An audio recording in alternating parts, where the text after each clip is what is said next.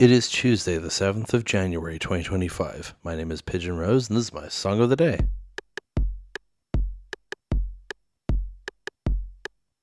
Here we are once again talking about a song by Andrew Huang, but we're not talking about it during a season week. What a shock. But this is a song from one of the season albums because they're his best albums, frankly. Today we're talking about the song 1997. But before we get into that, I do want to talk about its origin because I probably mentioned this in one of my Andrew Huang episodes, but he used to do a website called Songs to Wear Pants To, where people would they would suggest song topics, and Andrew would write and record a song. And if they were free, they would be like a minute and 11 seconds or something or less. But if you paid, the song could be full length. And paid requests obviously were prioritized, and they got like full things and were usually longer. The free requests are usually quite short and ended up quite comedic a lot of the time. But this song, 1987, actually comes out of one of the paid requests, which resulted in the song Hidden Camera Show. And you can still listen to that version on Spotify, but the Songs to Wear Pants To website is down. You can still look at it through the Wayback Machine, but you can't actually listen to the music on the website. But I am going to be referencing it later when I'm talking about the song and how it came about, because even though he changed some of the lyrics for changing it to 1997, it's mostly the same as Hidden Camera Show. So I do want to talk about where the lyrics came from. But for now, let's go listen to it and then come back in a few minutes and talk about it.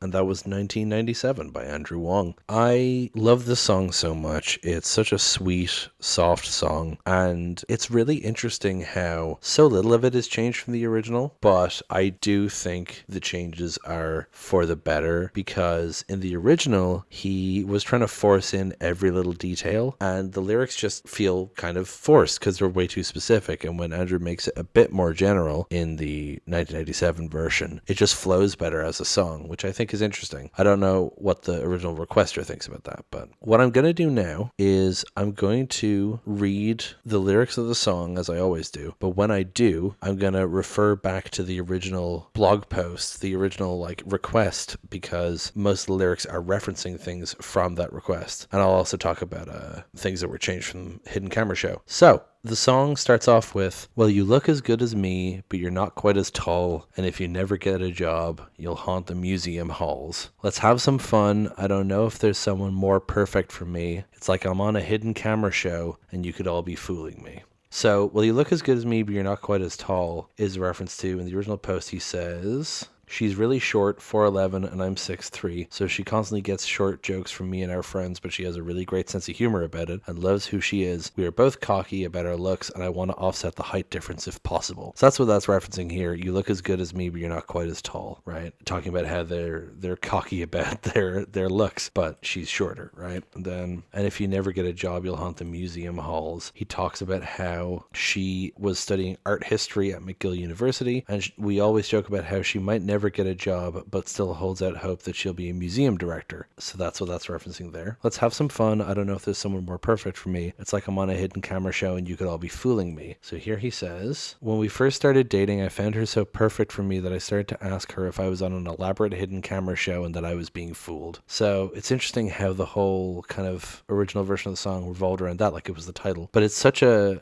sweet thing, you know, this is so perfect. It feels like this is unreality, which is sad, but it's a really interesting way to phrase it, you know. All the clouds will rust and crumble when we get to heaven, but I'll love you always and forever like it's 1997. So this is one of the things that he changed. In the original song, he says, but I'll take you to the expo in 1967, which is a reference to the line here from the request. She's absolutely infatuated with the Montreal World Expo of 1967. So that's very specific, and the way he says expo just feels very forced, you know, but it is a very specific detail that he had. So he changed it to I'll love you always and forever like it's 1997. Now, I don't know what it is about 1997 that Andrew has an association with. Maybe it's when he met Essa, his now wife. I don't know how long the relationship has been going on. I know it's been a while, but I wouldn't say it's that long, because, I mean, how old is Andrew now? Isn't he like 40? Yeah, he's 40. So in 97, he would have been 13. I mean, maybe. It could have been childhood sweethearts. I don't know. Anyway, let's have some fun. I don't know if there's someone more perfect for me. We'll walk on through slush and snow, chasing skating dates that will never be. Tell me you love me in your sleep. Tell me you love me in your sleep. Tell me you love me in your sleep. So, again, I don't know if this one were perfect for me, but then you get, we'll walk on through slush and snow, chasing skating dates that will never be. So, on a date, we spent an hour walking through the slush and snow trying to find the indoor skating rink in the downtown area. When we finally found it, there was a private skate reserved, and the place was closing. Though we've talked about going to skate again, we still haven't been, though it's been around 8 months since, and we're convinced that it is the date that will never come to be. So, again, a very specific incident and written about so lovely here. The part of the hook that's like, whoa, says, it's like, I think it's right at the start here. She likes songs that interject a whoa at some point. Not the Keanu Reeves sort of whoa, but like they sometimes do in Beatles songs, which I can see, certainly. I do want to say, actually, by the way, it says at the start, her favorite song is the acoustic version of New Slang by the Shins, and I want it to have the same sort of instruments that were used in that song. And if you know that song, yes, it does feel like that. So the Tell Me You Love Me in Your Sleep hook is a quirky habit that she has is that when she falls asleep, I can talk to her, and so long as the questions aren't too complicated, she'll answer me, and oftentimes it will yield hilarious results. I've asked her what color the sky is while she is half asleep, and she will answer bray. I guess that's blue and gray. I tend to abuse my knowledge of this quirk and have her recite the ABCs in her half sleep. She'll often wake up, and though she doesn't realize what she said, she knows I'm asking her stupid questions and will tell me I'm an asshole, followed up shortly after by I love you, despite of it all. And I just love that. It's such a sweet, like, relatable story. You can definitely see that happening with someone, people talking in their sleep. But Tell Me You Love Me in Your Sleep is such a lovely lyric, and it's actually the title of my Best of Andrew Huang playlist, incidentally. And then the bridge being, if I'd lost you in the reeds,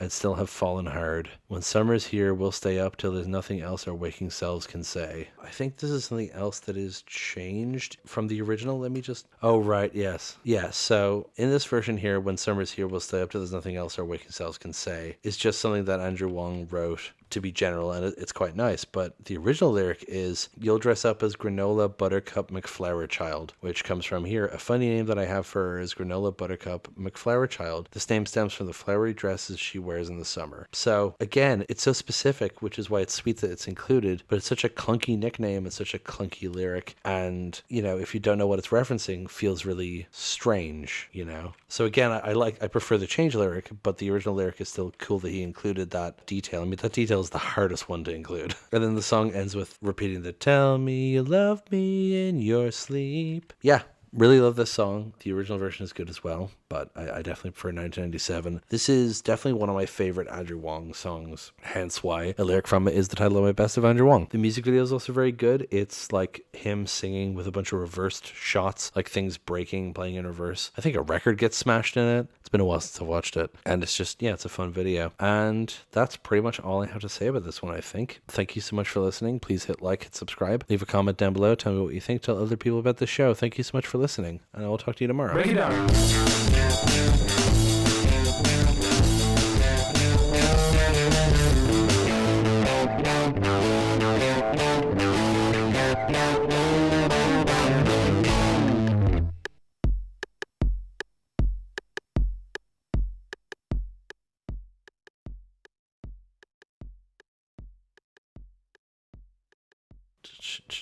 When summer's here.